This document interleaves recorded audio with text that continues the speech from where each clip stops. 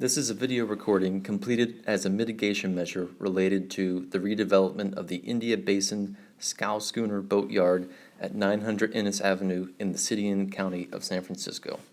This narration is provided by Josh Bevan at Page & Turnbull, and the date is February 18th, 2020. In 2015, the India Basin scow schooner boatyard site, including 3 buildings, several objects, and landscape features, was found to appear to be eligible for listing on the California Register of Historical Resources.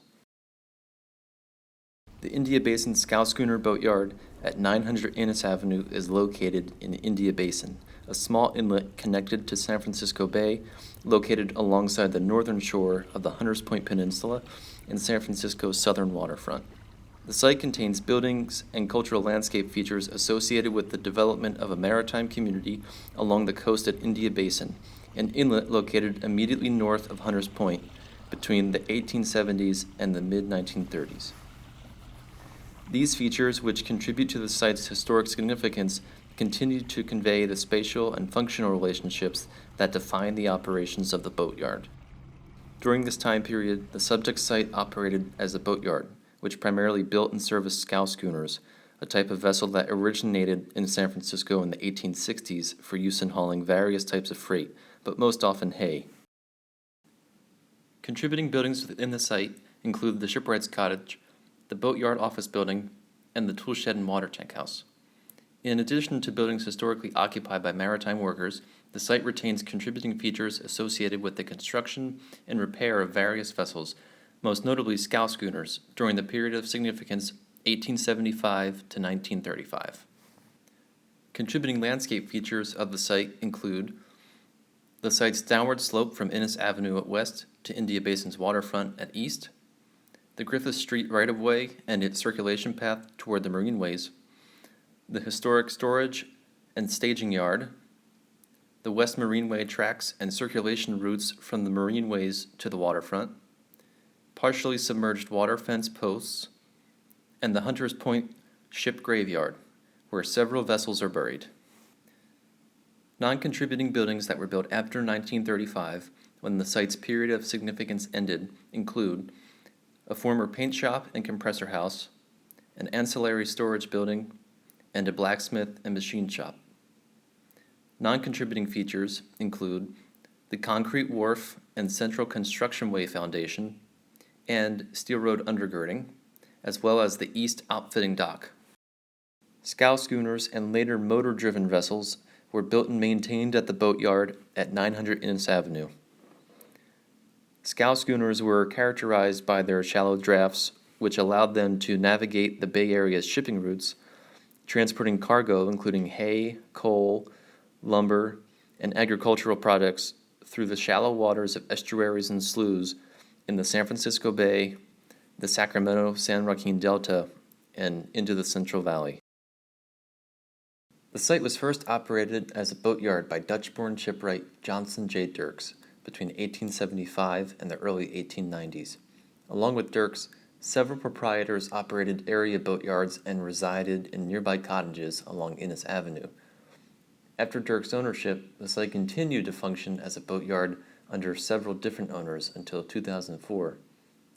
In 1893, Henry Anderson, also known as Pop, acquired the property from Dirks and established the Anderson and Larson shipyard with business partner Daniel Larson. Many of the shipwrights and carpenters working at India Basin boatyards resided in modest cottages along Innes Avenue. These residences drew inspiration from upper and middle-class residences of the Victorian era located in San Francisco's downtown neighborhoods, but were built with simplified massing and clustered alongside India Basin, reflecting vernacular building activity and self-sufficient building ethic and carpentry skills inherent in the community of shipwrights and carpenters. The shipwright's cottage at India Basin scow schooner boatyard remains one of 2 residences dating to the early development of a maritime community in India Basin. In the early 1920s, the boatyard business became known as Anderson and Seimer, managed by Pop Anderson and August Seimer. Between 1926 and 1988, the business was known as Anderson and Cristofani.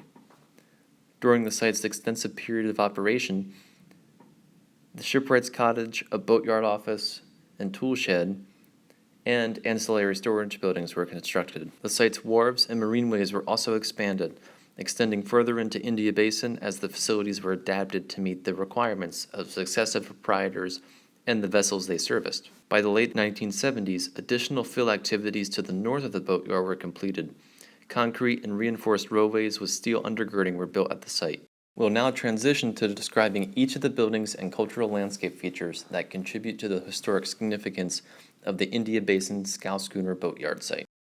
The shipwright's cottage is located at 900 Innis Avenue, just north of the Griffith Street right-of-way that provided access to the boatyard to the rear of the cottage. The shipwright's cottage housed shipwrights, carpenters, and their family members for nearly 5 decades.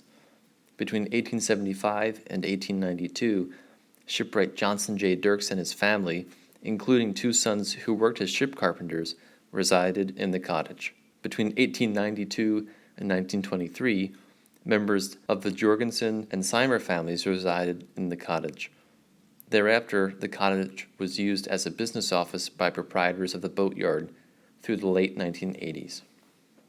The shipwright's cottage is a 1-story over partial basement wood frame residence designed with details that are typical of the Italianate style, a popular architectural style applied to residences of various size throughout the United States during the 1870s.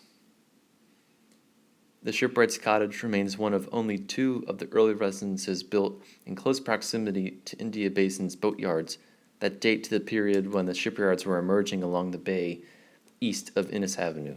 Features including the cottage's wood siding, tall front window openings with wood casings and architraves, and front entrance with similar details were common to Italianate-style buildings.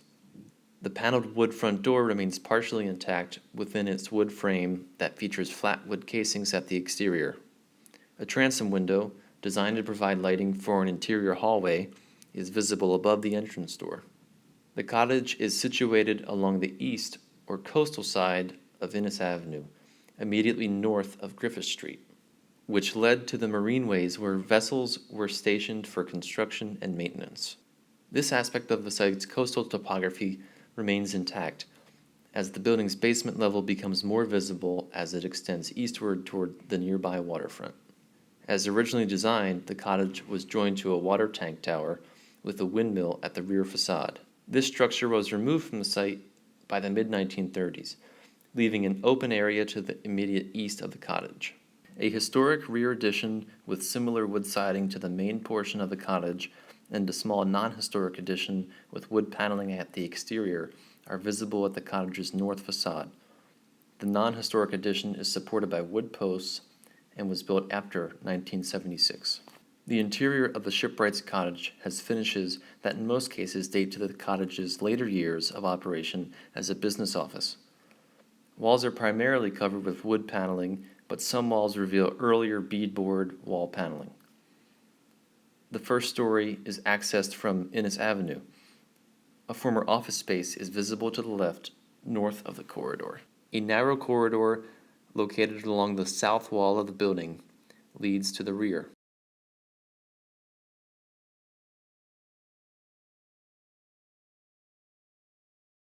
A quarter-turn staircase is located at the north end of the rear room. The staircase accesses the basement level below, which leads to the rear of the building where the boatyard office, wharf, and other site features are visible. The staircase's steps feature wood treads and paneled wood risers. Utilitarian wood railings are fixed to the wall. The basement level features 2 rooms, partitioned by stud walls. Most wall and ceiling materials have been removed or have been lost due to deterioration.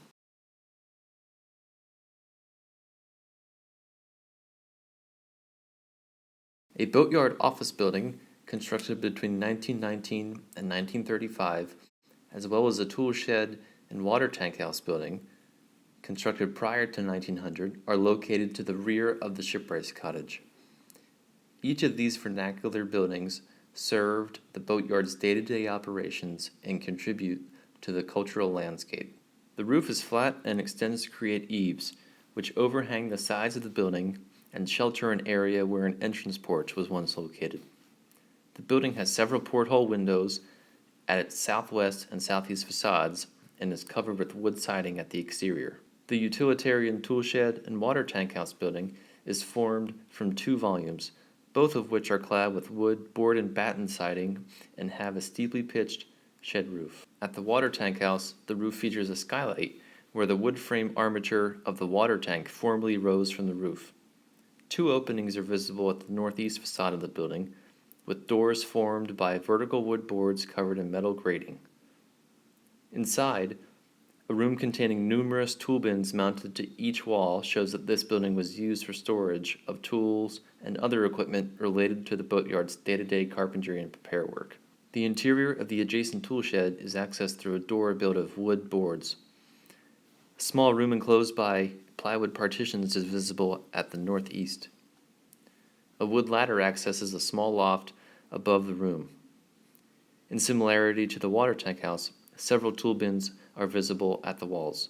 The building's woodboard exterior is visible through the interior. A small workbench is located to the south of the partitioned room against the west wall of the building. Within the site, remnants of the Anderson and Cristofani Company's wharf and dock are visible to the east of the buildings and extend eastward into San Francisco Bay.